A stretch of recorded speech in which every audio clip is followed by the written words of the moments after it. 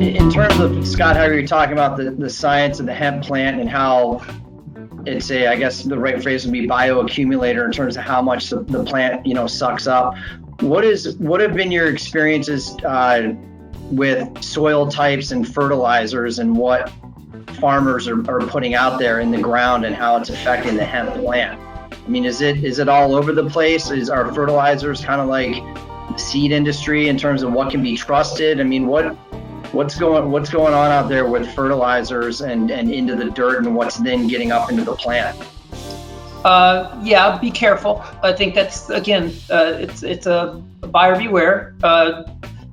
Don't think that you have to buy specialty because you're doing hemp, but be smart because the cannabis species will bioaccumulate heavy metals. In fact, it's been used for environmental cleanups. It's very good at bioaccumulating heavy metals. So you want to make sure that any product you're putting out does not contain heavy metals. I know a lot of people like to use things like seaweed and stuff like that. Some kelp products, depending on where the kelp is harvested, can be high in heavy metals, particularly arsenic. So make sure that any product that you're using, that you either have a certificate of analysis for the things that you don't want, just as much as the things that you do want.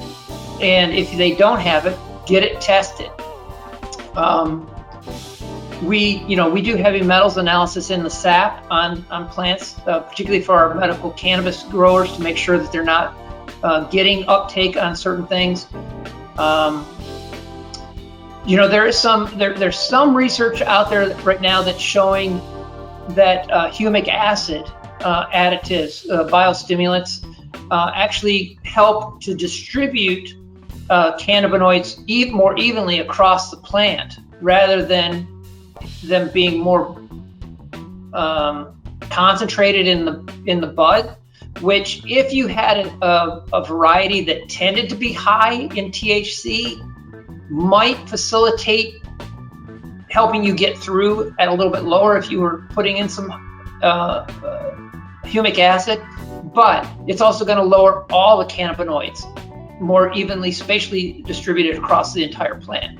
So, but that's, again, this is early research.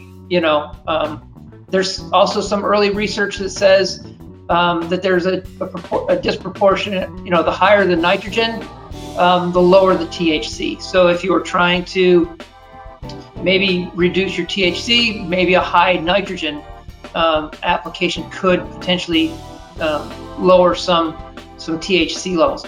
But again, this is all early research, and I don't think it's documented real well yet. Okay.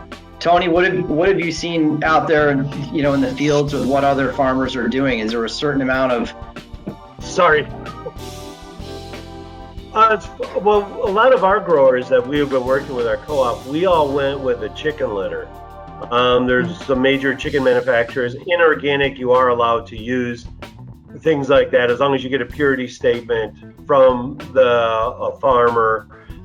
And you do have to be careful. I mean, for us, what we have to be careful of in Kentucky is if you're going into fields that were heavily farmed with tobacco for years, because some of the stuff that you're talking about bioaccumulating, any like lead or any heavy metals and stuff, from some of the stuff that was used on tobaccos, through the 60s and 70s, that becomes an issue, because obviously the hemp will pull that out. So we always tell people, when you're going into an area, do a full spectrum soil test, look at everything. Like what Scott was saying, not just what you want, but also what you don't want, and that'll give you a good view. And I'm sure, like up in Michigan, maybe where there was orchards and stuff, because they used to spray some pretty nasty stuff, like in old orchards, if I remember correctly. Wasn't there like a lead arsenic or something like that?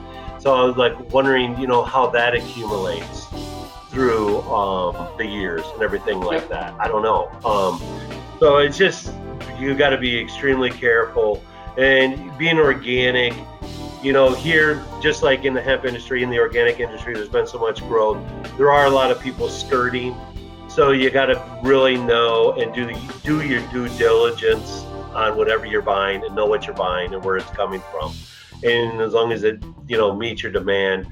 As far as the amount that we're using, I always use like tomatoes and sweet corn. I always looked at them as sort of as far as nitrogen, how many nitrogen units we adding, We did great with just 100 pounds of nitrogen per acre. And this was from tilled-in pasture that we were doing. And some people go up to those side dress, maybe with 20 to 30 pounds in July or beginning of August.